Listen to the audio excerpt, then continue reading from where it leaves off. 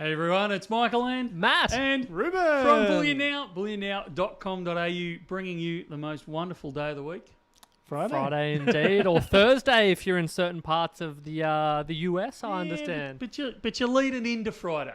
I'd still count it. The energy is very Friday-esque, so you're pretty much there. You're on the cusp. I was going to say, they're watching our Friday energy, even if they themselves are not Exactly. there. This is what you've got to look forward to. This and more, hopefully. Is Friday-esque fired up, or is it chilling I don't out? actually know. It depends on the week that we've had, I suppose, as to whether or not, we're just going in with the wheels barely intact, or if we're excited, triumphant, leading into the weekend. I think to the wild party animals, Friday night is the charged up or whatever, but I think after a long week of bullying, it's a little bit more chilled than, hey, we made it. We fell across the line again. Yeah. Wild party animals. I don't know that that's us. This is about as extreme as it gets for a Friday, I think. I don't know, we're pretty wild. Yeah, I guess, it's pretty good, yeah. We are pretty wild for the fact we had a different song on the intro there. You missed that. Well, this is the problem. Like, we can't listen to it live. Well, it was nuts. It was cool. It was a very Christmas-themed anthem that Ruben's put together. It's a swish intro. Mate, I'll have to go back and listen to it all over again on the way home. We'll not be hanging around, but you've been a little bit uprooted, Matt, because I know, for those that didn't know, the normal song was actually you perform in that track. I did, yeah, funnily enough, an old, what would you call it, a B-side, something that was on the cutting room floor. Isn't that interesting that something that technically never saw the light of day would be the most played piece of music I've ever been involved with now as a result of Bullion Now? I love it. Recognizable now only as the BN live intro music normally. Yeah, one of these days, we'll organise a gig and we'll play the Bullion Now live song. That'll be the big hit everyone gets excited for. That's it. I love it. Brian Smythe, 1 minute late. Bullion Now is never late. We start precisely when we intend to. At 2:30, everyone starts panicking. Are they here? Are they not? Yeah, we're always going to turn up. Mostly. Well, we're talking as if we're well prepared and we've got some things lined up. But Michael walked into the studio. Come on! We're going to drop me into the straight under the bus. Are we? I mean, no. Yeah, he's been here for ages, and we have talked many things that we're going to be talking about this week. Well, we've got a stacked lineup. You look at my parking chit. I don't know. What do you call that piece of paper? Ticket. I think I pulled into the car park at 2:21. It all worked out in the end. So, hightailing it down here. I may have even jaywalked, possibly. Yeah. Who's to say, Yeah, that's right. Dear. Apologies for any slight audio buzz. We have a couple of fans cranked this week. It has been a little bit hot. Oh, is it? Have we got complaints already? No. I'm kind of preempting because I can hear the audio we've got going out, and there is a little bit more of a noise. But is that better? No, it's all right. It's all right. Oh, yeah, it's a little bit on the warm side just in the preempting it. In the headquarters here today. It is a little bit. Can we get the live? Is it not working? No, it's not working, mate. I'm having to wear my glasses to see everything. Let me... You're making me feel what really did that say old. about me? I've got mine on and I didn't notice. Oh, yeah. Used to be very proud of my 20/20 vision, and then I turned 50 and everything fell off. It all went to 1919. Whilst Ruben's getting ready, this is one of those things, you get a keen insight into how my mind works. This is something that, it was probably 3 or 4 o'clock this morning, a thought that came into my mind. I want to ask you this, Michael. This is such a potentially silly question. It doesn't even relate to bullion. I actually saw someone talking about it in a podcast, and I thought, I want to actually ask a guy who should be able to answer this. They were talking about when flights are delayed. Oh, yeah. They said, when the plane is up and running, can't they just speed it up? Yes. So you can. So when flight gets delayed 2 hours, can you just step on it and? Yeah, your is bigger there a problem, speed limit in the sky? Below 10,000 feet, you're limited to 250 knots. Which is how many kilometres an hour, approximately? 600? No. It's approximately about 450-ish.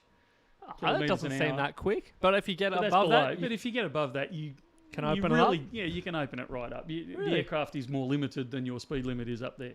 However, your bigger problem is you've got to people don't. It's a really big sky out there, but what people don't realise is that, particularly when you're above 10,000 feet, you are very limited to where you can go. You can't just go wandering off track because they're trying to keep everyone kind of aligned. Yeah, right. Yeah, a bit of traffic up there. Yeah, it really. If you could sit up the front, particularly going north up into Asia and across into Europe, it looks like the Monash Freeway with the number of aircraft that are going up there, and we're all separated by theoretically 1,000 feet. But I can tell you, with the TCASs going bananas, and there's a lot of times you're not. Yeah, with planes going back and forth, along similar flight paths. So you can't just open up the taps because you've got a guy in front of you that's actually trying to slow down because he's early.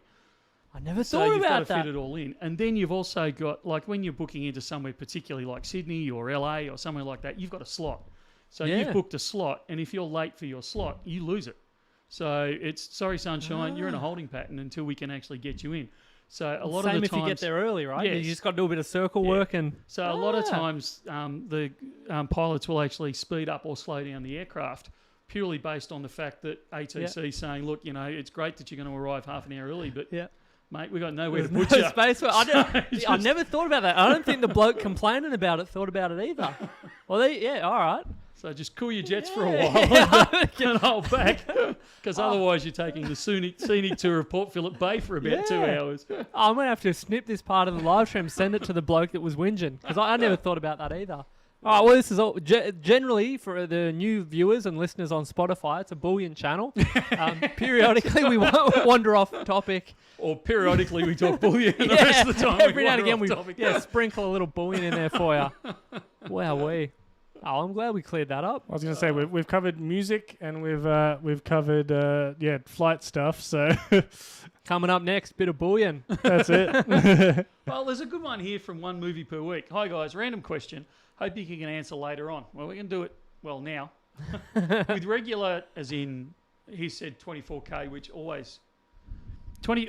I guess what I want to touch on first is the 24K. Yep. So 24 carat in bullion, it kind of doesn't count because 24 carat is a range. So you can actually be non-pure and be 24 carat still. But I'm splitting hairs a little bit here. So what he's meaning is pure bullion sales are subject to capital gains tax. Does this also apply to 22 carat coins such as sovereigns which sell with GST?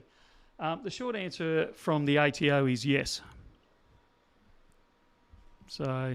If they have the opportunity, they tend to is the general rule that I seem to notice. Yeah, absolutely. So I hope that answers your question. But yeah, and another one that I've got to touch on: Mortified Stacker. Greetings from prospective new premises site in Castlereagh, Sydney. Yeah, wow, unreal. I got accused on the way down here driving in of opening up a Bullion Now store in Sydney today by one of our or hopeful. No, well, it was actually by one of our competitors, a very good competitor. Actually, I'll mention him. It was. I don't have his permission. I'll hold fire just in case. Right up to the edge. But yeah, I mean, the people. I get the impression that people think that it's a kind of a war almost between bullion dealers. Yeah. And I've got to say, 90% of bullion dealers get on really, really well with each other.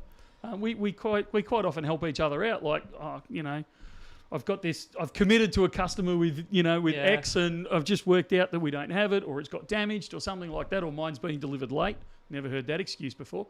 Any chance you've got a few spares? Sure, if we've got them, which makes sense. It becomes a case of like that expression of a rising tide lifts all ships. Absolutely, it's so much easier to be on good terms. Well, I guess it applies to life in general, right? If you go around just with your back against the wall making enemies everywhere you turn, the walls can close in on you a little bit, so to speak. So, and it's nice to work for a company that has a positive standing in the broader industry. If you enter a room of bullion enthusiasts, you don't have to put your head down and say, oh no, I hope they don't bring up bullion now. Oh, he's so embarrassed.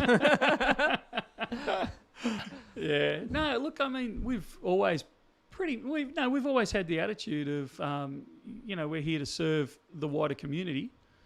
And if you can serve them better than I can in this case, or the customer. One of the conversations that goes on at Bullion Now behind the scenes quite frequently is, things like, where's our niche?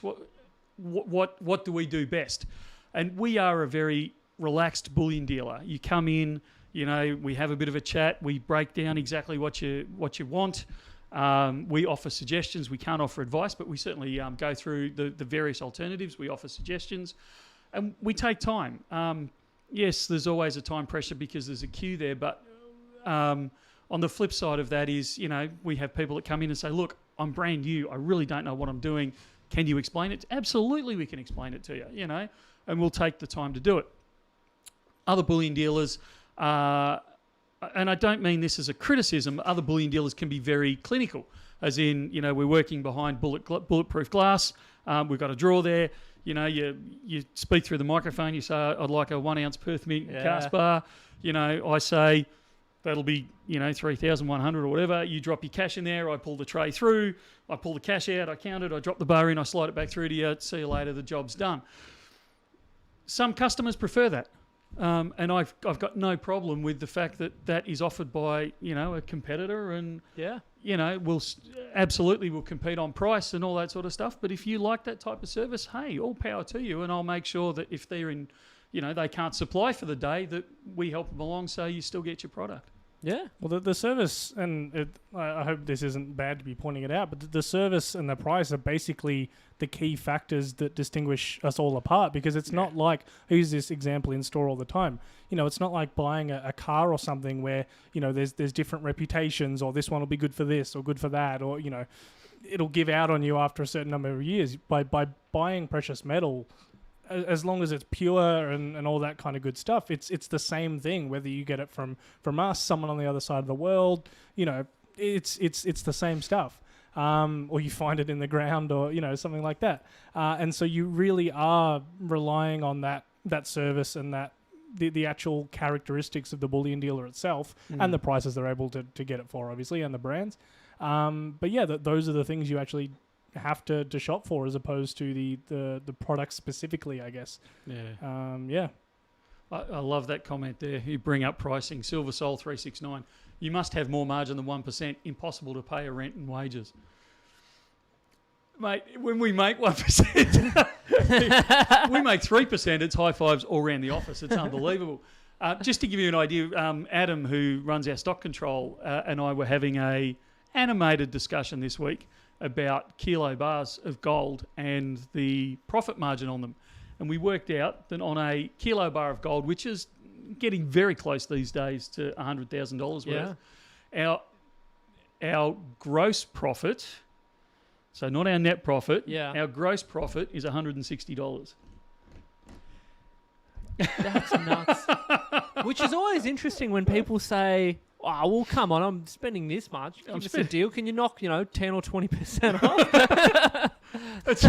I hate that question, not because I don't want to give him a deal, but when you turn around to someone who's dropping $100,000 with you and they say, can you do a bit better on the price? And you go, yeah, sure, I can knock $5 off. Like, the look they give you is unbelievable. But what they don't realise is I've just split our net profit with you in half. We make probably, after, lights and rents and wages and all that sort of stuff, out of that kilo bar, we probably make somewhere around about $10.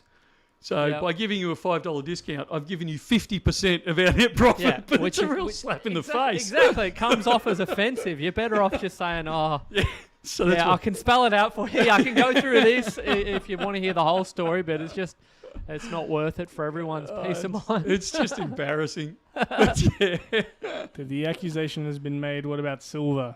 Silver is a high profit. Absolutely, there's a high profit margin on silver. Anywhere, look. It really does depend on the It item. absolutely does. I'm trying to think now. You've kind of put me under the spotlight. Kangaroo coin. Let's take kangaroos. So 1 ounce coin. I've gone to the other end of the spectrum. So we were talking kilo bars of gold. I'm now talking about the cheapest 1 ounce coin out there. What are they selling for at the moment, Rubes?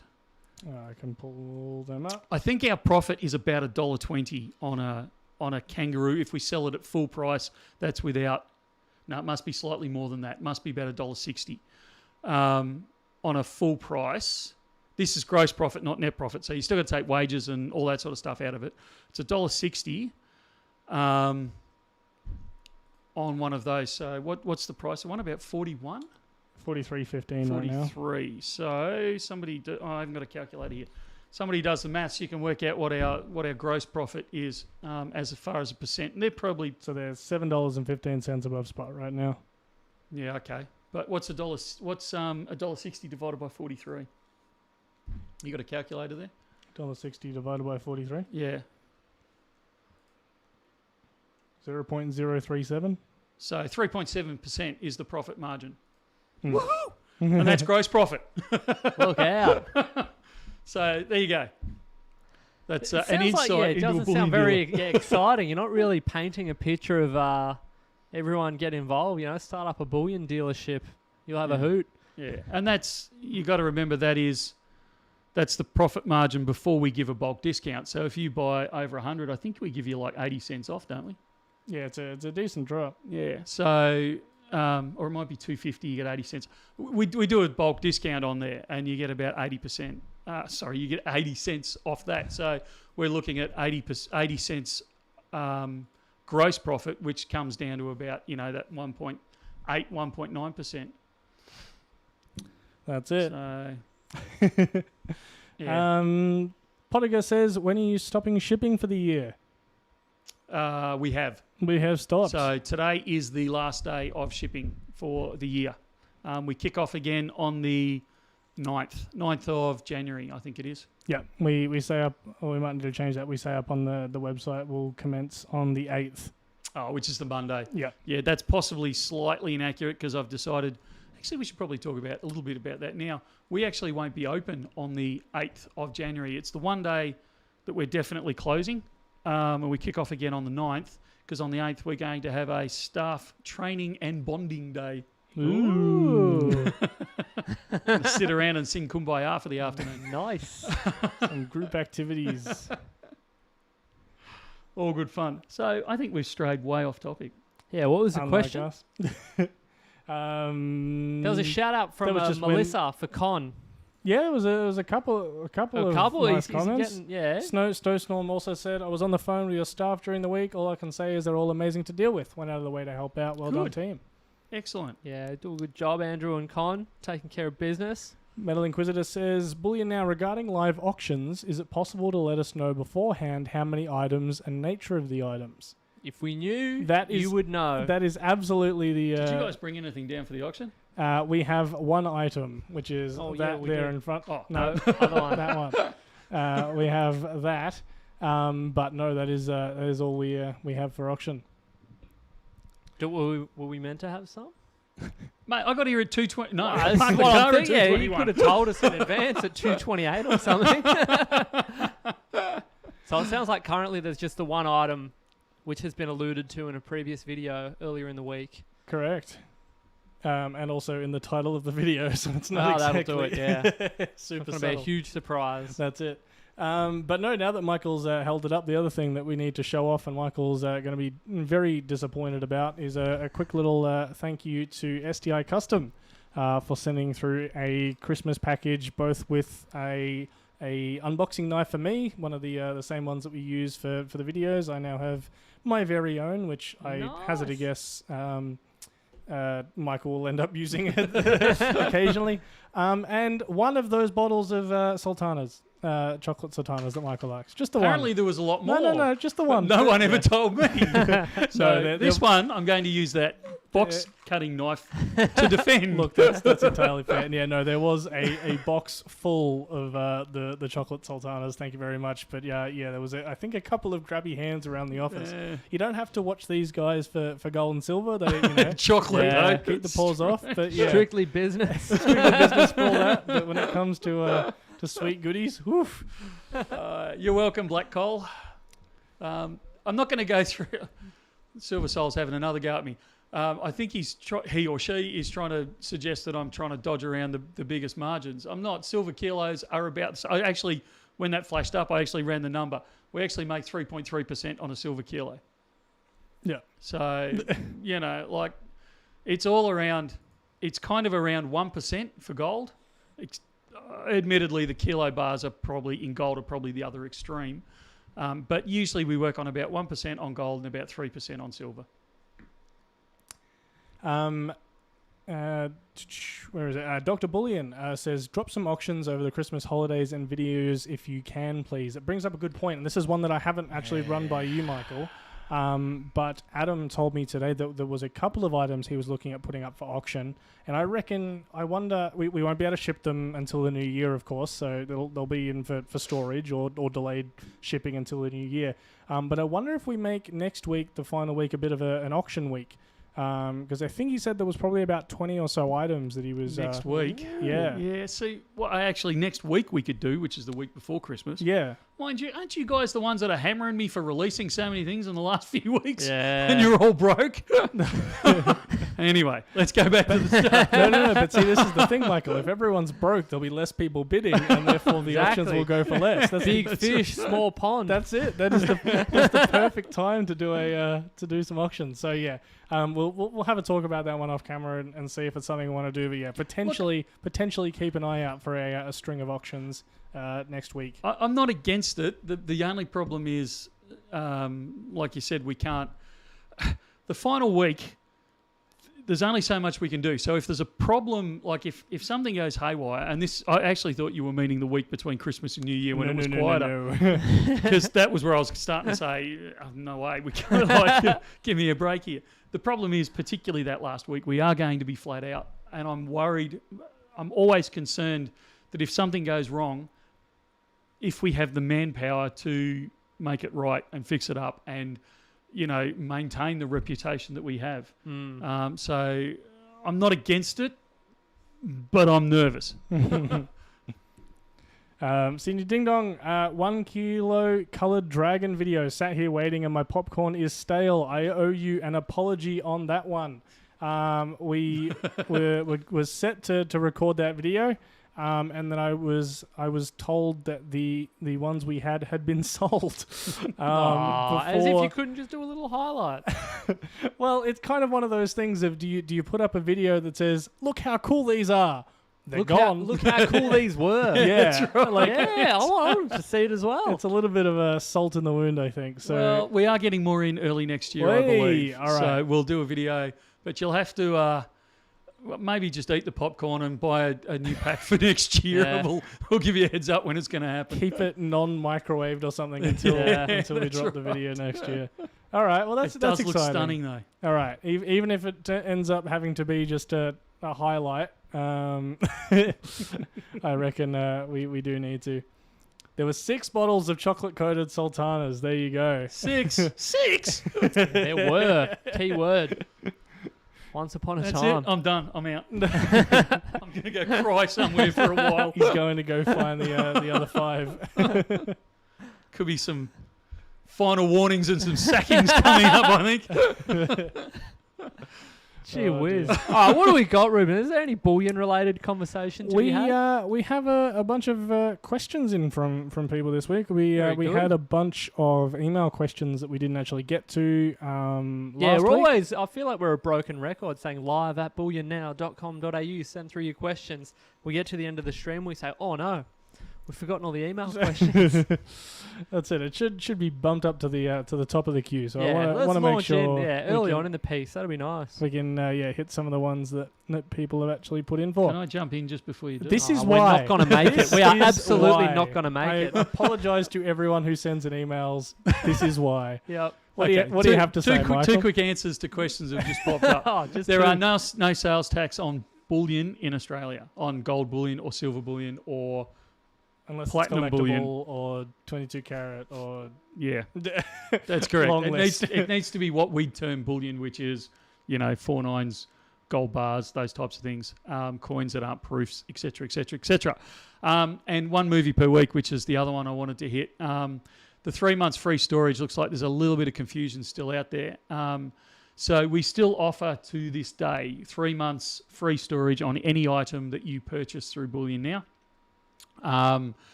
And you can leave it here for the 3 months. It's designed around you, either building up a bit of time till you're coming into the store so you can pick up several orders together, or alternatively, if you're wanting things shipped out, you can buy a coin here and a coin there sort of thing, and then have them all shipped in one hit rather than having to pay, freight on each individual item. It doesn't reset after those months. So if that item has been with us for greater than 3 months, we're going to be looking to charge you for storage on it or having you pick it up. If, however, you buy another item in that time, that first item still hits the 3-month mark, we're looking at charging for it. The second item that you've purchased, we won't be looking at charging storage fee on until that one hits the 3-month mark. So it's on per item rather. Thanks, Rubes. It's on per item rather than on the overall batch. Hope that makes sense. All right, go for it. Before we do, I'm actually going to derail us for a sec because with that the tax question, and this is not one that I anticipate you'll be able to answer, Michael, but my understanding is that it varies. Got to love a question you can't. From state to state in the US. Is that right? Oh, yeah, sorry. So what a circus. I was thinking you were talking about storage for a second. No, sorry. I've rewound a little to the tax question because I recall watching a few Bullion channels and they commented on the fact that dependent on which state you're in, you can be paying, like there are people that will drive across state borders to go to a specific bullion dealer in order to... But that's not just bullion, that's everything.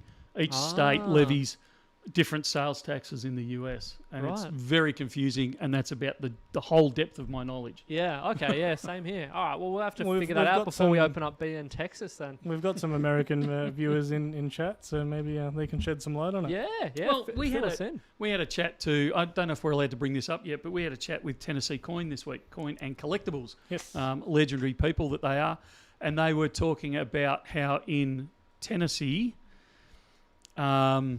No, I'm going to get this completely wrong, but there was certain things you could buy there that were sales tax free that you couldn't buy elsewhere. So, yeah, that's what I'd like. I'd like to learn a little more about that, just from the perspective of either a dealer or a collector or even a stacker, and find out if it's one of those things where you save up for a few months and then jump in your car or hop on a plane and go to, is it a viable thing and is that practical?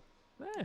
Well, it was interesting because one of the other things they said was the federal government, I believe it was, has specified certain specific coins that you can collect where there is no tax on it, including what we would term capital gains tax. Yeah, Desi just said, I think they also don't pay capital gains tax on eagles or buffaloes. Yeah. Wow, cool. So, there you go. And I think the English do something similar with, like they normally have quite strict taxes on their silver. I think the Britannias are exempt from some of that. I think to try and encourage the sales of them as well. I know there's some weird tax difference with specifically the Britannia as opposed to other silver. Couple of clarifications there on the taxes. Casey says some states have taxes and on minimum purchase limits, no taxes in Texas, all good. And for by faith, it seems like New Hampshire is the place to be. New Hampshire doesn't have sales tax. And also, I know that they are one of the ones on the goldbacks. Cool. Yeah, get no sales tax and get some cool goldbacks. Yeah, nice one.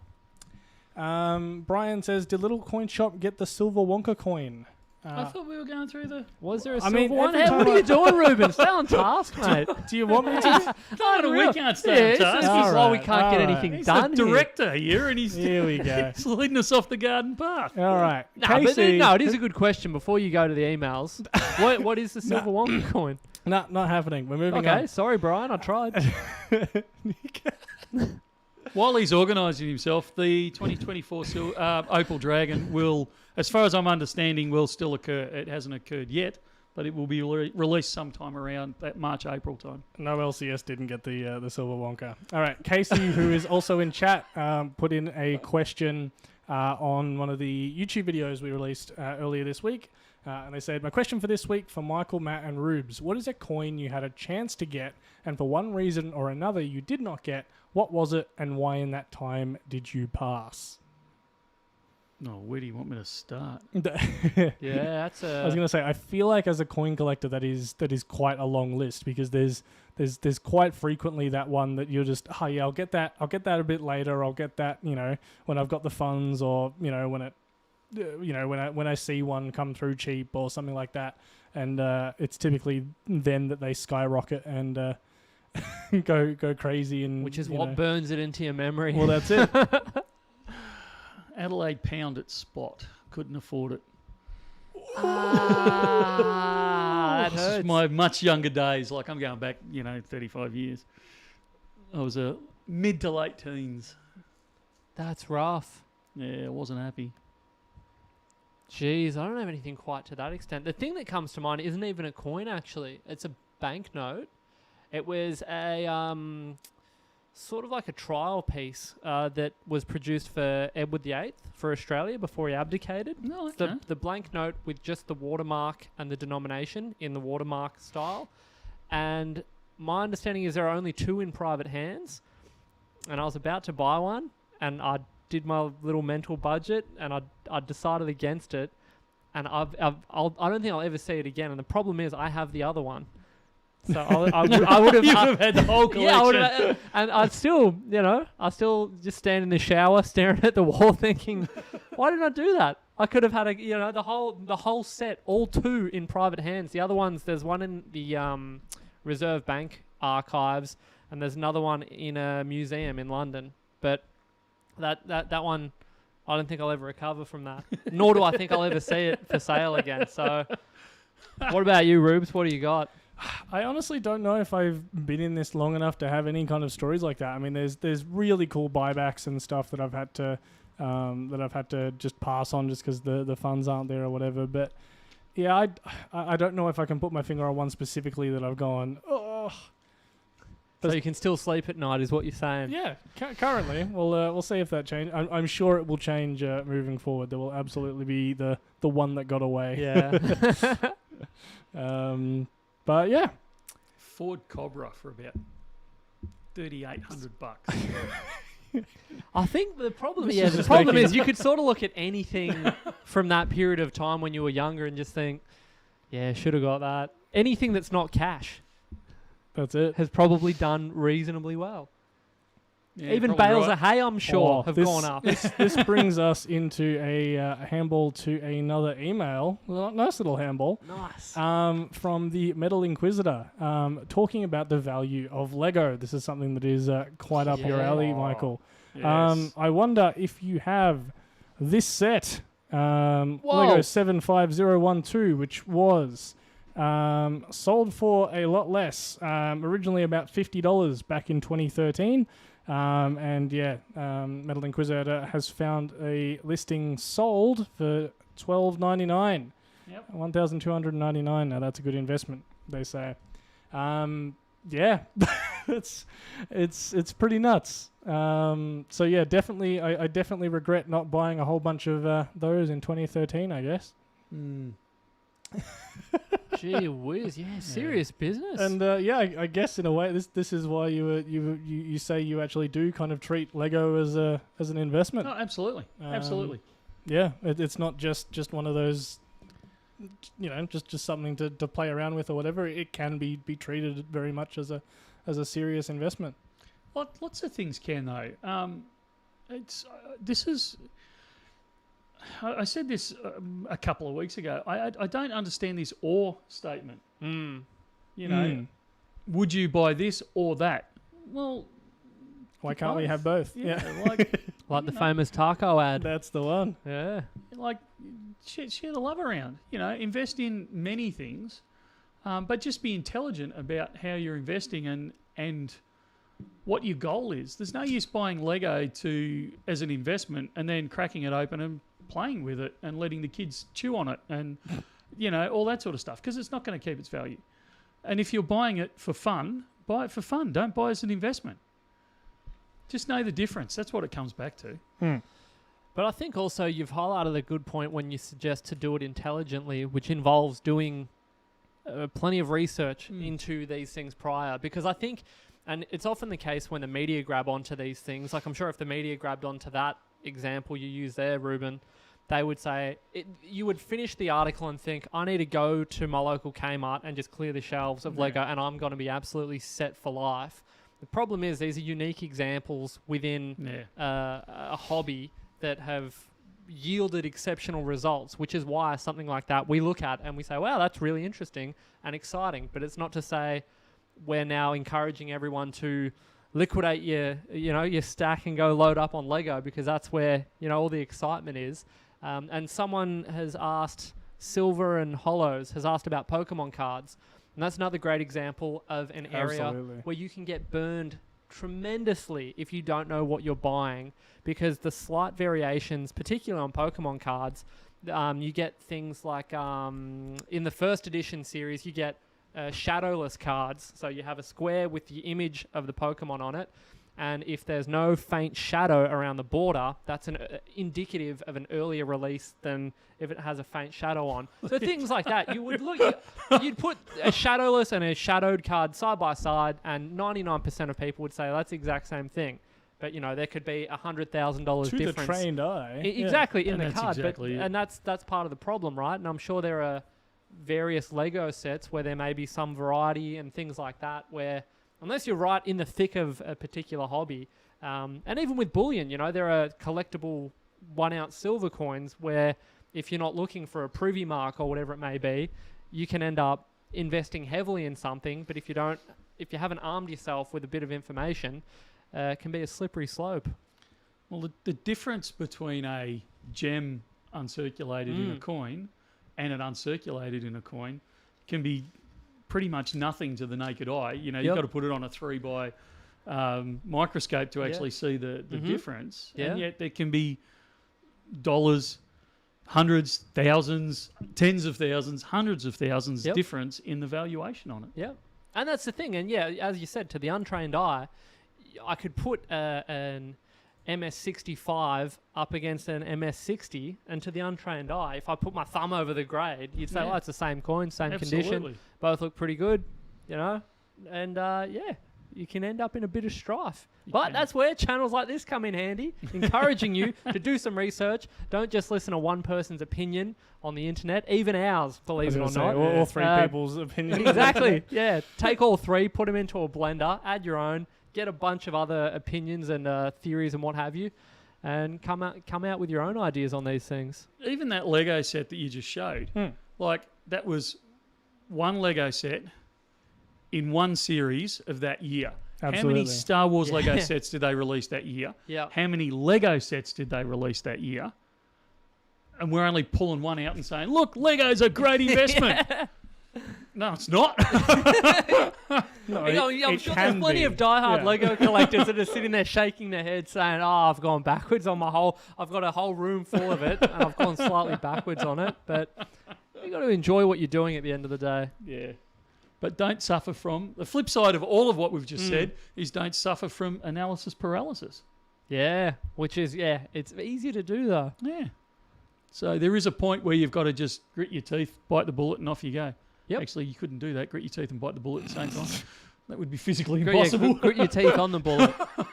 That was a good question. Thanks. So who did that come from? That was Metal Inquisitor. Metal Inquisitor coming through with the goods. Thank you very much. We had a customer share their very rare silver bar. A photo of it. Jeez, I haven't seen one of those before. Not really silver. But it is one of the Perth Mint's phone cases, which I thought was a pretty interesting concept, but also like a bit of a bizarre concept for, I guess to the average person, are they going to know that means you probably buy from the Perth Mint and therefore might have gold and silver at home?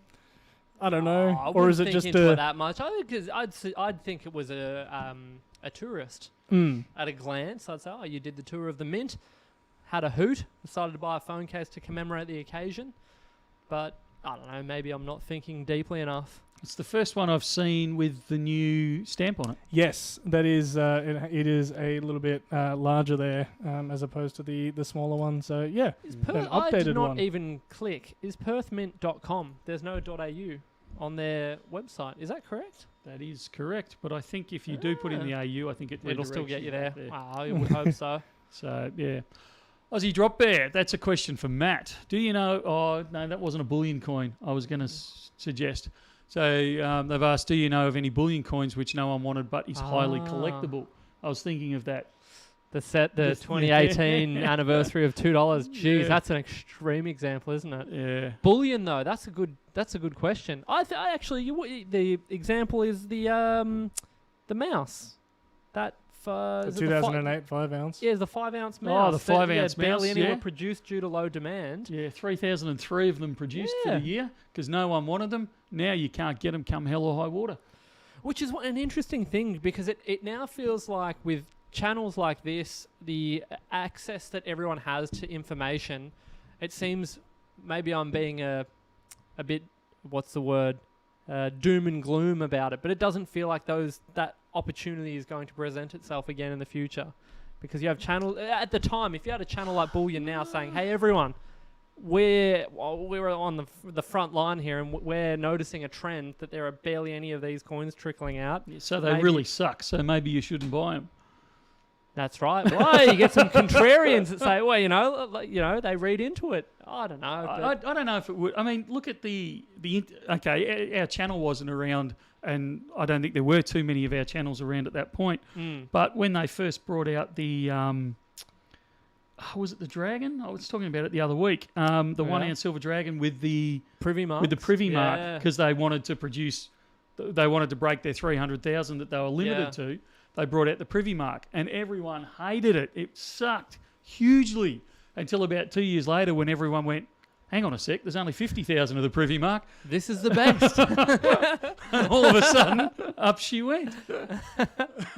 Well, there you go. There are a couple of examples out there, and I think, but that's an interesting question. It's something that has been not very well received, but then went on to be quite popular. I would suggest to an extent, even the old 10-ounce cast bars, they weren't really terribly popular, and then once production on those ceased, they were something that was a little more desirable. And if we ever have those in buybacks and I bring it out, I say, well, it's something you don't see too often, which used to be, just a standard issue.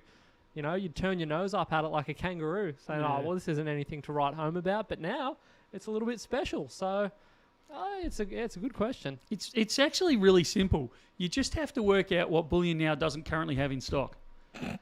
Yeah. Because invariably, and Rube, all of us joke about this, like we won't have any Perth minted bars, but we'll have heaps of the 1-ounce gold cast bars, and everyone's coming in and asking for minted bars. So we finally get our delivery, and we order masses of them. We finally get this delivery from Perth Mint, and we've got all these minted bars, and we're all set up, and we're ready to go, and everyone wants cast bars. Yep. Every time. Flavour of the month has changed. So, anyways. There's a shout out to Brett in the store there, which is always good to hear. We have a question from Ozguy in the emails. And they say, have you ever had a 400-ounce LBMA gold bar come through your store, either new or as a buyback? Are they in the private market or just banks and government reserves? That's a question for you, Rubes. I have seen one come through the door. I have not seen one as a buyback or or new. So just visiting? Just visiting. I had someone come through to test their bar. So that still cracks me up. Well, I've owned this bar for a few years. Yeah. That's worth $1 million plus. Yeah. Yeah, it was suggested to me that I should get it checked out. Well, it was... Did you ask him if he still had the receipt? It cracked me up a little bit because one of the things that I've known Michael to do, and I will occasionally do from time to time, is if someone just walks in and says... I'd like to buy a kilo, and they don't specify which metal, and typically they'll be talking about silver just on the odds of it. But we say, kilo of gold, that'll be, about this much. And they go, no, I'm talking silver. And I saw this person bring out this very large bag containing this bar. And I made a jesting comment about, it's a giant gold bar or something like that. And he went, yep. Exactly what it is. And I was like, all right, got to try and play this cool, but I think this is the first time I've ever seen one of these. Look, there aren't many out in the wild, is the short answer. Most of them, they are designed around supplying, places like investment funds and central banks, those types of things. But if you want to drop, I actually don't even know what they'd be at the moment, somewhere in the range of 1.2 and a bit. it's certainly the most. It's certainly the most efficient, cheapest way to buy your gold if you're in that end of the market. We can certainly source one for you. Yeah, I think you're talking about 1.2 or so at the moment. Yeah. So, absolutely, we can get hold of one for you. But the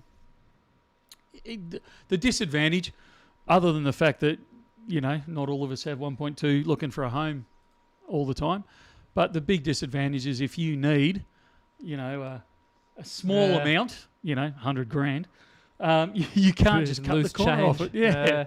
You've actually got to get rid of the whole thing. You can't chunk it down. So, and you may not get spot at Bullion Now if bringing it in. It's bigger than 100 grams. Yeah, our standard policy is anything bigger than 100 grams in size of bar or coin, then it's up for negotiation. Yeah. Which is technical talk for you're probably not going to get spot.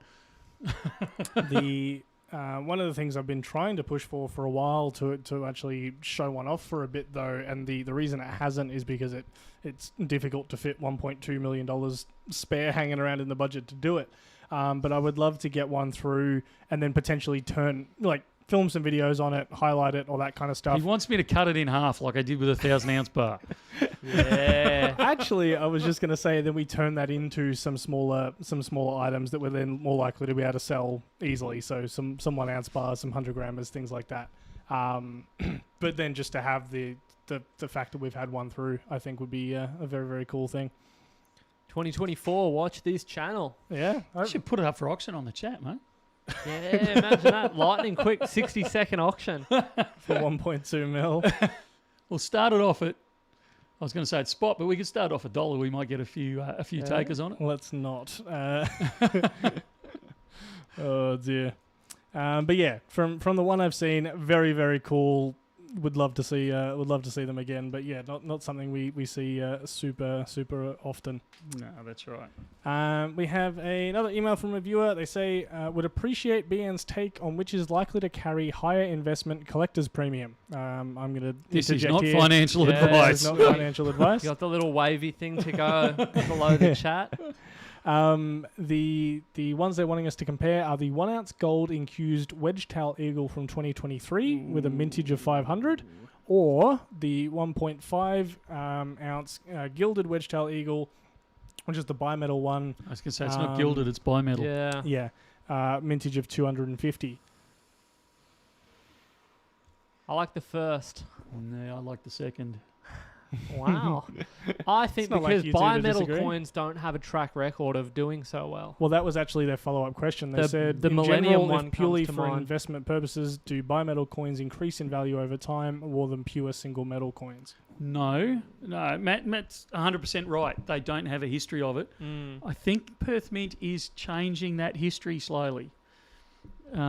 Because the last couple of bimetal coins that they've released, by a couple I probably mean 3 or 4 I think they've done, in this series have actually done incredibly well. Okay, yeah. Because I think they've taken a very popular series with a very popular designer. Yeah. Taken it to the overseas market. I don't know. It's early days. We could review this in 5 years' time and laugh hysterically at me. But I reckon it's got potential. When you've got mintage numbers that low, I still think, a mintage number of 250 on something that they're trying something essentially new. Like, I want to say new, but it's... Well, this could actually become a great example of exactly what we were talking about Yeah, earlier. absolutely. This could be, a snob like myself turns their nose up at it based on, the Millennium coin not being wildly popular with the collector's market, and then a few years down the track, people may find that, I'm not wishing anything upon John McCanty, but if he were to, let's just say he retired, he just stepped down and said, I'm no longer doing that anymore, and that became among his final designs for the Perth Mint, there are a number of potential factors that could also influence it in a positive way. But, without being financial advice, it's clear that this is wildly hypothetical speak that I'm partaking in here. But I still stand by my theory that I like the first one. I like those infused designs. That's got a bit more of a track record. And the wedge-tailed eagle just being, as Michael pointed out, a very, very popular series worldwide. It's got a pretty strong standing in the collector's world. I don't think we've answered the question. I think we have. Oh well, have we? Well, I guess we've sort of we're down the middle on it by the sounds of it. I think so. It's not a terribly helpful answer, but I think we have given the answer. But I think it kind of, to me, feels a little bit like my English lit teacher used to say, and that's that you could essentially make an argument for anything so long as you've got the evidence to back it up. But I think you can essentially argue for any coin. You just don't know if you're going to be right. Like exactly. You can look at the mintage limits, you can look at the designer, you can look at all these things, and they can all be tick boxes, but occasionally it just won't go right, and it will be the one that completely comes out of left field. Or it could be the one that everyone thinks is going to be the goer because of it's ticking all the tick boxes, and everyone knew from the get go that it was going to be correct. I don't want to say it's, we don't know every time and it's just throw your hands up in the air because you're never going to be able to guess. But I think there's arguments to be made for most coins. I don't know. There's some that, but again, are bleeding obviously going to be lemons. but again, there's some like that are just so terrible for whatever factor. Sometimes end up doing quite well because no one buys them. There's some that are just so terrible that they're just not going to go anywhere, mate. And it doesn't matter how much we flog that dead horse. Well, there is that too. Like some. Dare I ask you to throw one out there? Can I get one of those ones? No, I'm not prepared to end up in court because this is actually one that you and I have argued. It's actually a series. It's actually a mint that's throwing things out at the moment, like they're bloody well going out of fashion. Excuse my French. Oh, there. yeah. It's going out of fashion, and it's gutting the market in that area, and it disgusts me. It really does that they're just trying to squeeze the last possible cent out of this that they possibly can. And I'm going to get off my soapbox before I end up in court. Yeah. Hop down for a sec. Just back on the last we'll say about it with this the bimetal. How much was that coin? I was hoping you were going to ask that because I can't remember. I think it was 1.5 ounces. It was 1.5 ounces, yeah. And there was a half ounce gold. I imagine it was somewhere in the order of $2,000. Honestly, mate, I've got no clue. I think you're also we're talking about two opposite ends of the collector's market as well. There are far greater portion of the Australian market in particular are inclined to spend a little more on a 1 ounce silver coin that they take an interest in versus kicking it up a notch into the gold territory. So they're kind of it's a little bit apples and oranges, despite the fact that it's the same series and the same subject matter. Metal Inquisitor saying $3,000 for the bimetal. Yeah, and what was the gold? 4. Not 100% sure, but yeah, it wouldn't shock me if it was a bit higher than that or a little bit higher, depending on what spot was. I think Matt's call is probably the safer call. I think if you're looking for just a nice increase in value over time, I think he's probably made the right call. I think the other has more. I would say has more potential. Will still go up, but I think it has more of that air of mystery about it. That chance of, this is the end of the series, or the bimetal now becoming popular, or those types of things. One of the other potential, and we're getting right in the weeds now, so this has been a great question. One of the other, perceived pitfalls of that is if they were to discontinue the series, one side could say, wow, that's exciting, it's a limited run. But the other side would be, okay, not many people know about it. So you pull it out and someone says, well, what's that? I've never seen it before. I'd rather stick with something I'm comfortable with and very familiar with. Yeah. It's, there are two different ways it can go. This is like technical analysis saying it could go up, it could go down. Yeah, no, but look, I think you're spot on with that. There's a point where, like, if they stop the Lunar series today, there's still a lot of people that would keep, like the prices would still go up because there's a lot of people with the collection, they're aware of it, the knowledge is out there. So it would keep self-generating a little bit like pennies. There are people that still collect pennies even though we haven't had one for years. Yep. But how many people out there collect, I'm trying to think of something that's only run for a year or two. What's the cartwheel penny? The big coin. Oh, come on. I'm having a mental blank here. The tuppence?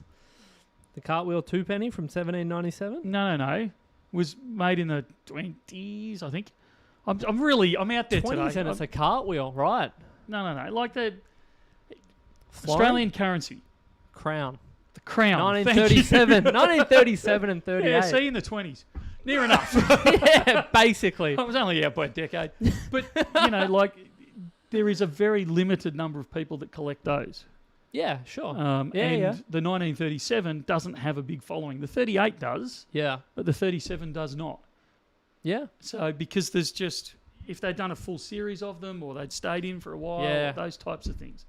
There's lots of people that collect 50-cent pieces. There's not many people that specifically collect the 1966 because it was only made around 1 year and kind of, even my kids who were around coins and all that because of me, I don't even know if they probably would be aware of the 6650, but not many people are. Yeah. Yeah, that's right. One went into my kids' school canteen once a few years ago, or two of them actually, and like there was this big discussion, and I happened to be in the school that day, and I was called to the canteen because they wanted to know if it was real money because they'd never seen one before. And these are parents; these aren't. Well, that's it. These aren't kids. Or thinking that it's a mistake, or it's a 20 cent with a. Has some kid kind of made this up in the backyard? I'm like, are you kidding me? It's a clever kid if he did. Absolutely. There is someone who has sent through a big list of questions. We definitely won't be getting through all of them today, but they said that there was the first and main one, so I definitely want to make sure we hit at least that one.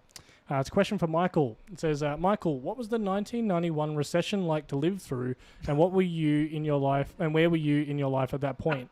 Did you or your family or friends struggle during that point? As a millennial, I'm quite worried about an upcoming recession and would like to hear some first-hand experience about what it was like, and if bullion helped play a role in situations during the time. How did precious metals in AUD react? Wow, that's a live stream in itself. Yeah. All right, let's break this down. I'm slightly offended that I've been accused of being the oldest person here, even though it's fairly obvious. Yeah. Who would have thought? And that I was around in 1991. I was actually. I just finished high school and I was just entering university. So, look,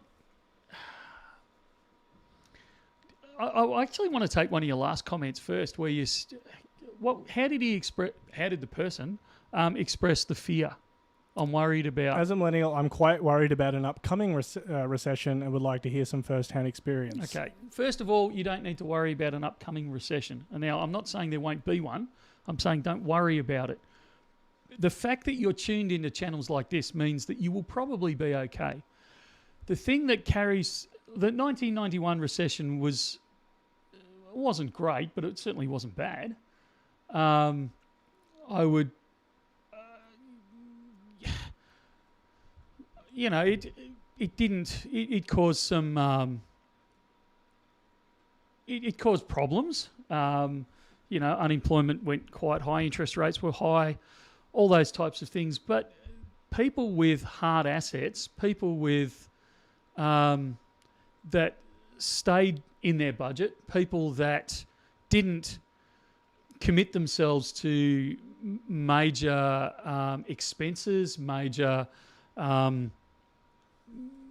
problems, those sorts of things, they did all right. Yeah, sure, we had to cut back a bit, and instead of, going out for tea every night, you went out, maybe you didn't go out for tea, maybe you ate at home all the time. But we still ate all right. We still survived. We still drove our cars. We still went to school. We still went to work. We still looked for a job. If you lost your job, you went out and looked for your job, like a new job. It's just... You don't need to be terrified of it or scared of it. You just need to put yourself in a position, and this is what we keep banging on about time and time again. Cash is not a store of wealth. Cash is an exchange of wealth. I owe you $100, here it is. And by cash, I mean cash, physical cash, cash in the bank, cash equivalents, any of those types of things. What you want to do is take your money, you need to have a budget of some kind, and I know that's the dreaded B word that everyone tries to steer away from and say you don't need a budget. In some form, you need a budget. You need to be able to say, I earn $100 a week, I'm only going to spend 90 of them. It doesn't matter what you spend them on, so long as you're not spending more than $90. you're taking that $10 a week and you're putting it into something that's going to survive in recessions. And that can be gold, it can be silver, but it can also be property. It can be, believe it or not, Lego. It can be all those types of physical assets that people are going to chase. Now, the one we sell, Bullion. Absolutely. There is a difference, though, between a recession and a depression and outright famine. And it depends on where you are in that spectrum and what you're prepping for. I've talked to guys, and I've got a very good friend who grew up and lived for quite a while in Zimbabwe when they had the hyperinflation. He survived. He got out of there. He found work. But the big takeaway that's always stuck with me from the conversations I've had with him is the fact that you do not hold on to cash at any time, to a point where they would find that by the time they'd worked a day, the money they got for working that day did not pay for their bus fare home because inflation had gone up so much in the meantime. So you had to take your money and immediately put it into something physical. And it could be an old car. It could be a loaf of bread, so long as you were planning on changing it over fairly quickly. It needed to be in something other than cash. And that's what it always comes back to, is don't outspend yourself. Put your money into something that's going to last longer term. Don't hold it in cash. But also keep some cash. If you're planning for those not worst case scenarios, you still need to keep some cash in your pocket, because you are always going to, as I had the other day, something come up and I needed cash for it. And if I didn't have it on the spot, I would have been in fairly serious trouble. So I went to my emergency stash of cash. Out it came, I paid for it, life went on, and I replaced that money as quickly as I could. Yeah. Does that answer all of that question? I think so. I mean, that's it. The biggest thing is the fear kind of surrounding it. But then also, what do you do to counteract it? Oh, and that was the other thing, was how did precious metals specifically do during that time? They did okay. I mean, you can check the charts and see what spot price did during that time. They did okay. What you've got, probably the big takeaway, I'd say, and probably 91 was the first time I ever really experienced this on any form of level. And that was the fact that the spot price is paper-based. The gold price in a store, or when you're doing a transaction between you and I, is physically based. And they are, in times of recession and dare I say, depressions, those numbers separate drastically, because we saw in the store, and it was commented on many times during COVID, where, but spot price is down today. Yeah. Spot price may be down today, but I know that I can't buy it at spot. I know that all the refineries and all the mints and all the wholesalers are saying, you want it physically. Sorry, the price is up today. And it was up quite substantially. And those premiums blew right out. It does frequently blow out during those times. So even looking at the spot price is not 100% accurate way to see how bullion, how it performed. And I can tell you that during that time, I was swapping gold and silver for all sorts of things at pretty good prices, because I had gold and silver, and people were worried. Also, interestingly on that, with the difference in the physical price, I was actually chatting with one of the local coin dealers who was working in the shop during that period, and even back in the 70s and 80s, and he was saying that he remembers there were days where there would be 3 points throughout the day that they would have to update their silver pricing because it was that extreme, the fluctuations of it, and just trying to keep up was a real chore. So I'm sure if you look back historically, you could say, on that day the price was, $4 or something an ounce, but the price physically to get in store was all over the place. So it's interesting that you point that out, that you can't necessarily just look back at the historic charts and assume that you could have wandered into any bullion dealer or coin shop and picked up, loaded up your ounces at that exact price. There's many other factors to consider. Yeah, that part always cracks me up, where people say, I won't get it today. I'm not trying to drive a rush into the store or anything along those sort of lines, but people say, I'm not going to get it today. I'm going to wait for the premiums to compress, or I'm going to wait for the spot to drop, or all that sort of stuff. You'll often find when everyone's selling and we've got heaps of stock in the store, that's when you need to be buying, because when the price jumps up, when the demand jumps up, you can't physically buy it. And we've had days where I am scrambling around in the shop to try and find stock because people are still wanting to buy, and they're not understanding that it's physically, it doesn't exist. I can't just open an imaginary safe and pull out exactly what you need. If the refineries aren't making it, if the wholesalers aren't selling it, if we don't have it on hand, it doesn't matter how much you offer me, I can't supply it. And we see that happen, not every day, but we see that happen semi-frequently, where people are, nobody wants kangaroos. Yeah. I'm in today for my kangaroos. I can't get them. Perth's run out. The wholesalers have run out. There's no one I can tap. I can't get them. And you can place an order, and I'll provide them to you in the next X period of weeks. But if you want them today, I can't do it. I've got a bit of a game for us, gentlemen, provided by McDuncan Presents. He says, "Hey Michael, Matt and Ruben, thought I'd have some fun while I was away recently and make the BN World Tour Bar a real international World Tour Bar. Had some fun along the way, some pics to see if you can work out where it is. And so I have lined up a couple of photos. One is a bit of a close-up, closer up image, and then one is a little bit further away of a couple of these spots. I think you will struggle with with probably most of them, but we'll see how we go. So we'll start out here. Oh, come on! Yeah, like I said, that looks like Melbourne. It is Prague. not Melbourne. Michael saying Prague. The UK. Hey, Is it? Actually, yeah, I was Is going to it? say, having looked at it a bit closer, I would have suggested somewhere in the UK. Is that actually it? It is Genius. in London, Way! with Just the as I suspected. with Tower Bridge in the background there. Oh, that's a great shot. So yeah, the BN bar has been there. Lovely to see. I love it. That bag looks really good on that background. Yeah. Nice little compliment to our own our own items. Next up we have this one. It's got to be Ireland. Is it? Is it the same place or? No, they've done a fairly worldwide trip here. I reckon it's looking more US or Canada-ish. You're onto something with the US. Oh, Vegas. That's definitely not Vegas. Because the trees are starting to turn in the background. So it's in the northern part of the US. Washington.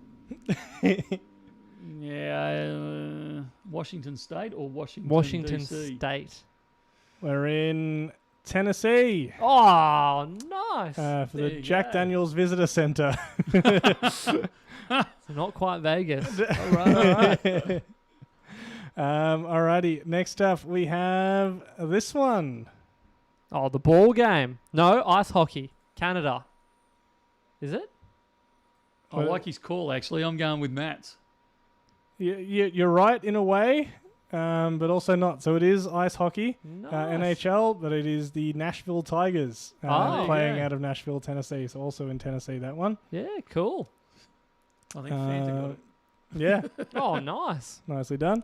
Were there any biffs? That's pretty common in ice hockey, right? Everyone's I've biffing. I've never seen, always wanted to, I've never seen a proper ice hockey game. So throwing the gloves off and Yeah, I want to yeah, that's go. it. Squaring up. I'm going to go to Canada one day purely to go and see the ice hockey. Just go to Tennessee, Well, I evidently. could just say, yeah, but I want to go somewhere where it's freezing cold outside Yeah. as well as inside. Yeah. you may as well just do it outside then. At that point. There is one more, Michael. If you were going to get one of them, it was going to be this one. Matt is not going to have any idea.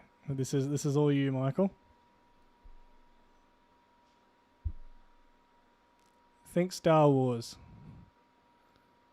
Oh, it's in New Zealand? No. No, that That's would be Lord of the Star Wars. Rings, mate. Yeah, it'd be Come Lord of the on. Get your franchises right. Uh, Tatooine. Is that what the place is called?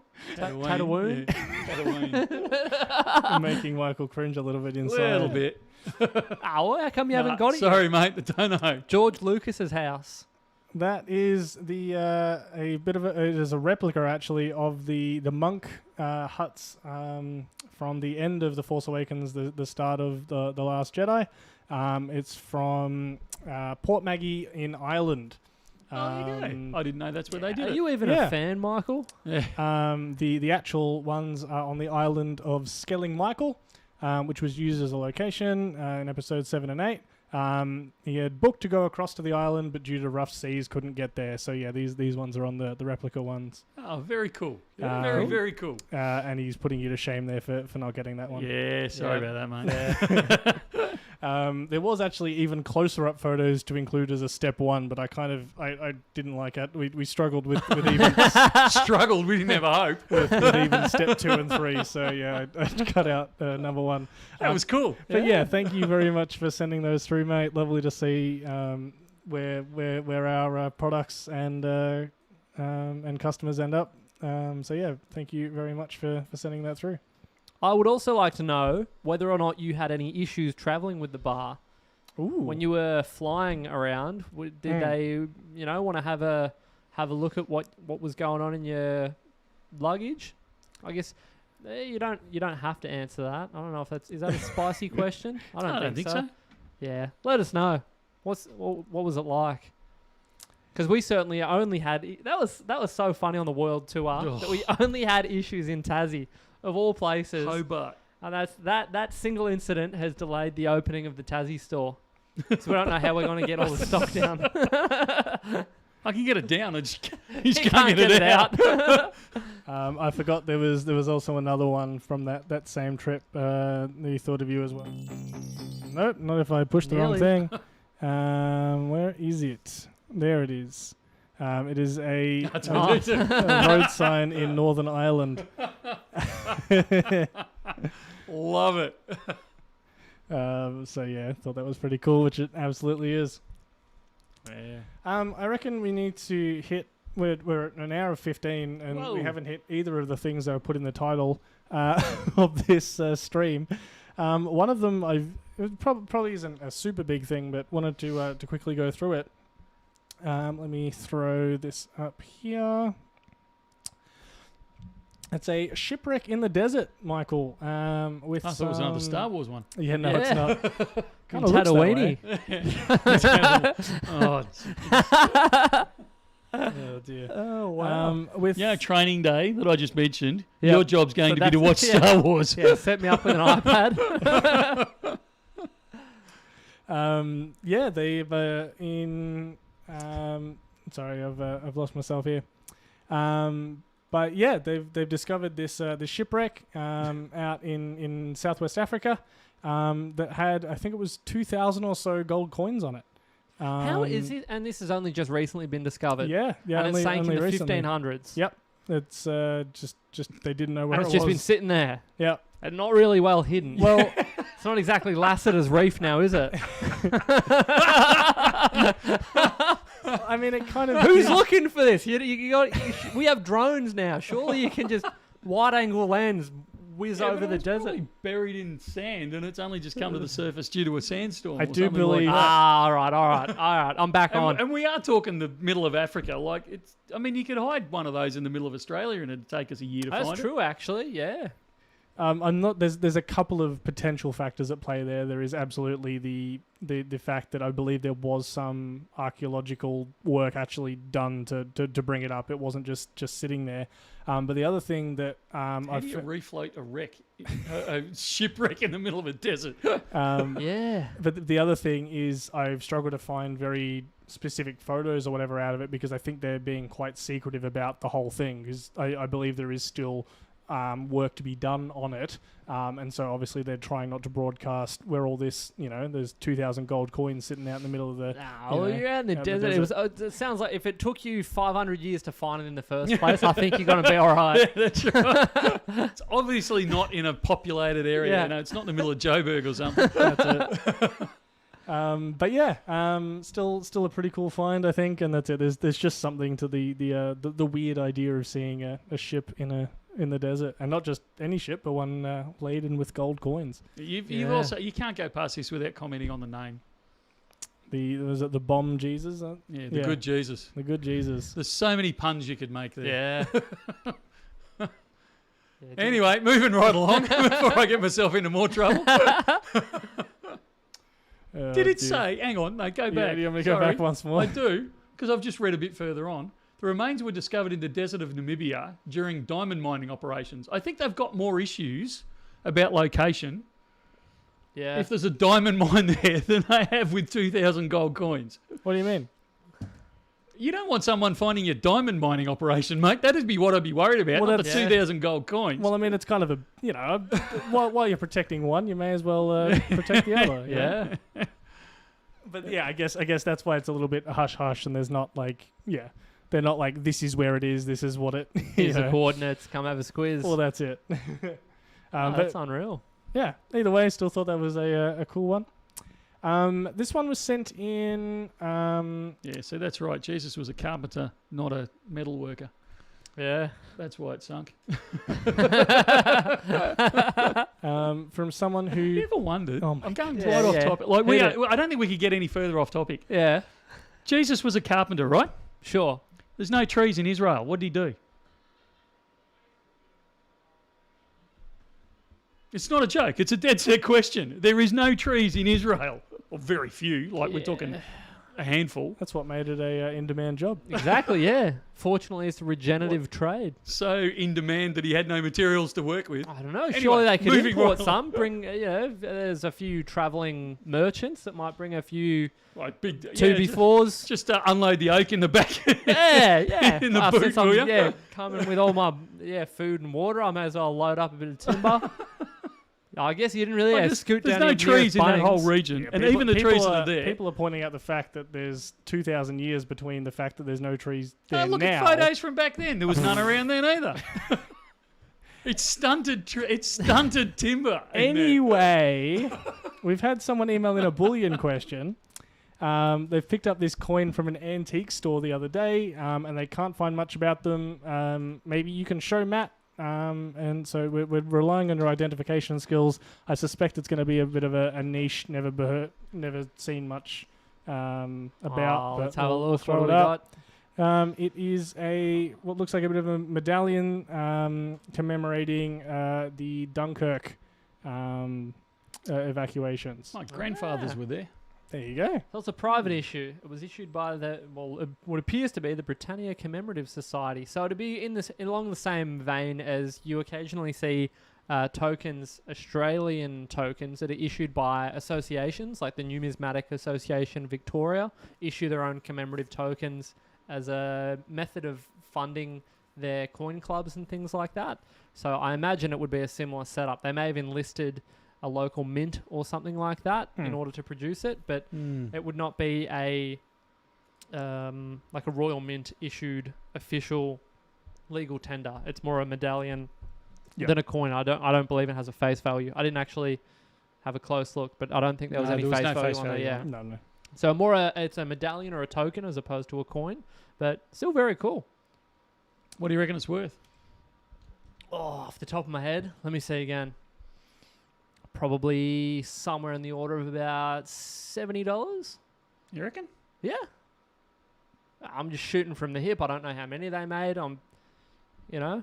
What's the 13th one? So does that mean there was a collection of them, or was it the 13th year that they produced it? I'm assuming it's a 13th, in a series, not necessarily a linear or a thematic series. It'd just be the 13th medallion that they've produced. Oh, okay. But there's so many factors, right? Such as how many were made. Was this something they did for a one-off show? And to harking back to an earlier conversation, I was just thinking did they only make a handful and then they decided, well, they haven't been that popular, so there's only 6 in the world.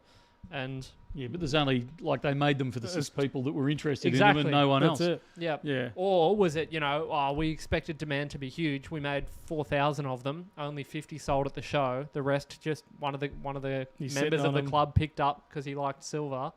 And there's heaps out there. I don't know. Yeah, it's a hard one. Yeah, it's fun to shoot from the hip from time to time, though. I wonder if it is worth doing the auction that we have, Michael. Well, yeah, it was promoted in the Monsterbox. in the video earlier this week. Are we? Yeah, let's do the auction. We didn't have many suggestions for actually what to donate the money towards. We said with this one that we were going to pick a charity or something like that to donate the money towards. I think Stephen Bayer suggested a Christmas food, like a not quite a soup kitchen or something, but yeah, something related to giving out food on Christmas. But yeah, there was no specific charities or anything. Or winner mentioned. can name the charity. Oh, there you go. That's a good idea. That could work. Speaking of charity, this is wildly... You wouldn't believe how off-topic this is. This is just a general... We've just had a biblical discussion, mate. I think we're okay. We're going in another direction now. It was just an interesting observation. I'm sure plenty of people saw it. But I thought it was very cool to see Dave Grohl from the Foo Fighters on his day off, because they're touring Australia at the moment. And he spent, it was 12 or 18 hours or something, feeding the homeless in Melbourne. Oh, cool. Just in his downtime. And he does a heap of stuff like that. He just seems like a cool guy. So, there you go. It's my thought for the day. There you go. Little shout out from Matt. Yep. If you're watching, Dave, well done. Come on for an interview sometime. No worries. All right, we're going to auction this sucker. We are. Oh, can't do it with that arm. Uh-oh. Yeah. It's all right. Before everyone panics, I just ripped the tendons off my elbow. That's all. It's the only reason I can't stretch it out. Who needs them? Who needs them? That's the one. All righty. So we we are have looking at- what what are we I would looking at? consider. So this is a Monsterbox produced by the... Well, I suppose it's not produced by them, but... Issued it's by. Issued by. That's the word we're looking for. Issued by the New Zealand Mint. So it's... I don't know what spot price on plastic is these days, but that's going to be the Depends. Is reserve. it in Lego form? Well, this is true. So this is from the latest release of the Grogu, the Baby Yoda coins that we did about a week ago. Yeah, Yep. earlier this week. And Ruben and I promised, particularly Ruben, I think, that we would auction one of these off and the money would go to charity. So that's what we're going to do now. They are incredibly cool. It's probably my favourite design of all the monster boxes they've produced. It is the same dimension-wise as a Perth Mint Kangaroo one, just for people's reference. It is. So it'll fit 10 tubes? And Aussie Drop Bear, I have no idea, so I will pay for the freight on it. But it will not be going out until the new year. Yeah, it won't go out till if you do next want it year, shipped. if you want it shipped. But I will pay for the shipping of this, but I'm not going to pay for the shipping of the 3 kilo bars that you want in there as well. I'm purely going to pay for this component before I get caught up shipping out, 400 kilos of silver to someone. Yeah, since you're already at the post office. That's right. All right, so, and you can specify which charity the money goes to, and we will endeavour to get it to that charity straight away. Or you can send it direct to the charity yourself and provide us with a receipt of some form to show that you've sent it to the charity, and then we'll do it from there. Perfect. Alrighty. Australia only, even to the UK. James would like to know. I will pay for it to be shipped to the UK. Whoa. Oi. All right, there you go. Alrighty. What are we starting at, Michael? I will start it at $1. There you go. $1, and so it begins. We got the timer up. There we go. Yeah, she's going. So it's $1, and at the moment I'm winning because I'll bid $1 on it. Oop, Metal Inquisitors jumped to 10. 15, 25. So a Kiwi is winning at 25. So I might be shipping this across the pond. Backwards. Oop, no, we're up to 30. Can we see the inside? You may see the inside. All of that is included. Long Yeah, why do you keep doing that? Because the microphone's on the other side of me. We're up to 50. Yeah, cuz.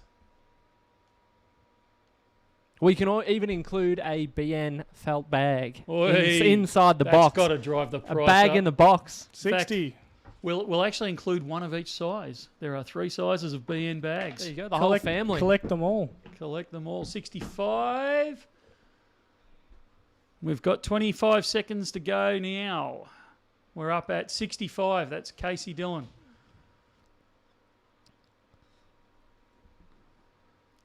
65 with Casey is currently winning. Oh, I can't do that any Again, longer. yeah. Sorry, guys. Just leave it down. Yeah, it's been well and truly shown. So we're below 10 seconds now.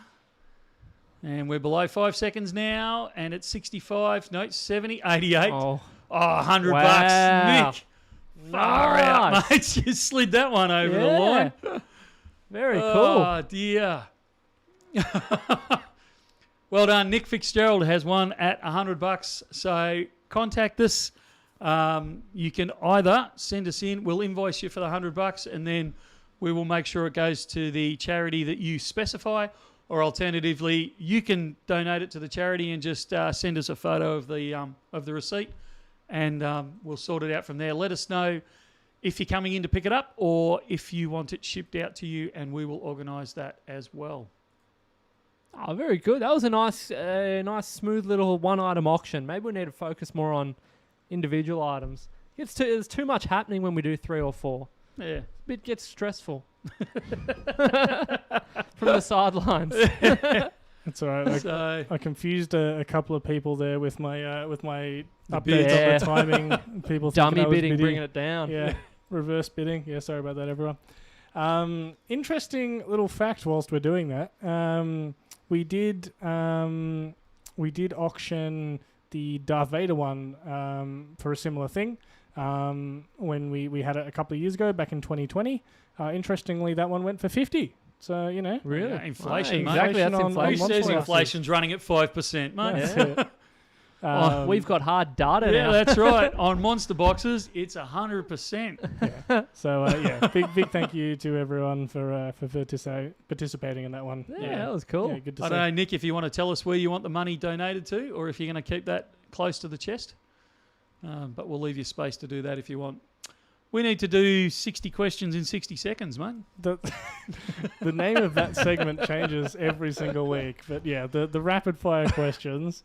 Yeah, we're past the hour and a half mark now. So yeah, I reckon. Oh, are we? Oh, sorry. No, that's okay. That's normally the perfect time to end things off and make sure we hit. We need to run a poll as well. Yeah. I had one in mind as well. I forgot it. I've got one. Oh, Should we yeah. have more than one auction item? Yeah, there you go. Or we could rephrase this, should we stress Matt out? Because I don't think I've ever seen him stressed out. Takes a bit. I reckon at least 1, maybe 2 times you've seen me stressed. I don't know if you knew Now, it though. is this? Are you talking for today or just No. like I'm as a talking concept? generally moving forward. Just yes and no. Cool. There we go. So while we're all bidding on that, Not bidding, voting. Bid your votes now, please. all right, people can start throwing out some questions and we'll start hitting those. I'm not seeing any at the moment, so if you want to get to the head of the queue, hit them hard, hit it now. Seems like there's a lot of love for Precious having more than Mental one. Analysis Machine. It's been on the top of my list all week, and Ruben and I just have 2024. not coordinated. Yeah. Do you get many 1 kilo silver coins as buybacks? No, not a heck of a lot. Anything new from Germania Mint next year? Heaps of stuff and We'll some probably really good. see some more of it in Berlin. Excited. Only when you talk about Matt's $1 donation dollar collection. Spanish Toro coins. Yes, I'm hoping to bring some in next year. Oh, they're cool. They're the 1/10 ounce ones, right? We don't do commissions on auctions or anything along those sorts of things, mate. There's a much longer reason for why we don't. Senor Ding Dong. The answer's probably yes. Send a request to sales@littlecoinshop.com.au, and they'll be able to sort that out. I have I'd love to review the Cybertruck. Elon, if you're listening, we love one over here, and I've actually got an order in for one. Oi. But you're not releasing them to Australia. I believe you're not building a right-hand drive one. So I thought it was also due to the size. They were too big for Australian roads. I thought Sort of that like the too, Hummer. but I checked it out the other day, and the 60 the questions in RAM 60 is seconds, actually the everyone. same size. Oh, really? Yeah, the same width. I get them do one up in the BN Royal Purple. Yeah, That'd be cool. absolutely. Although they only do them in silver at the moment. Yeah, for now. Yeah, so it looks like we're doing more than one auction item. Sorry, mate.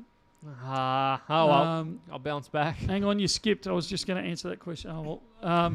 Do you hedge using paper gold and silver? Not as a rule. There have been rare times where I have, but not as a rule. Will the Berlin trip include a London stopover? Yes, it will. I have an appointment in London and one in just up the road in Essex. 2-ounce gold bars next year. We have them this year. We'll have them next year too.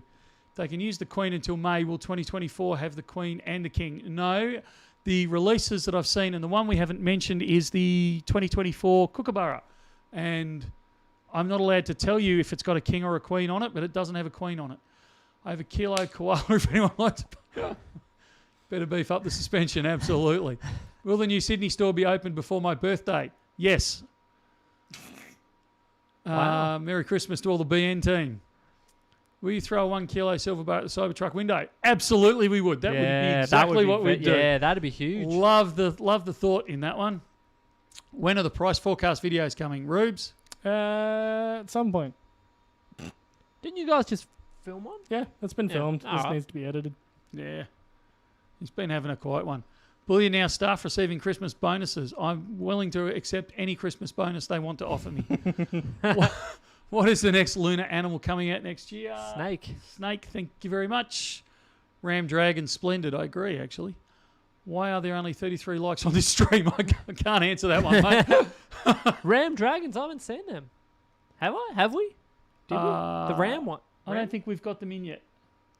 Is this a secret behind the scenes, or has it been released to the public? I thought it had been released. I've certainly seen the design. I better be careful what I'm saying here. I actually really like the 24 Kookaburra design, although, Casey, I have to admit it harks back to a different design. And I think we're going to get a lot of... I think that's going to be the comment of, it looks just like that, blah, blah, blah, blah, which I can't say yet. But, yeah. Why do Incuse coins have GST? It's for the same reason that fried eggs incur GST. It's no longer considered bullion.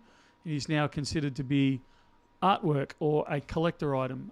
Something's had work done to it. You heard it here. So Fried did eggs that- aren't did considered that- bullion. Apply to the 1/10th ounce Incused coins? As far as I'm aware, it does. Ah. These ones from earlier this week. The No. unboxing you did. No. Because they're not Incused. They're just made like that. What? Maybe a future video is in order.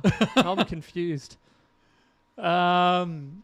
Thankfully, the 2024, I can confirm this, the 2024 Kookaburra does not include a bird bath.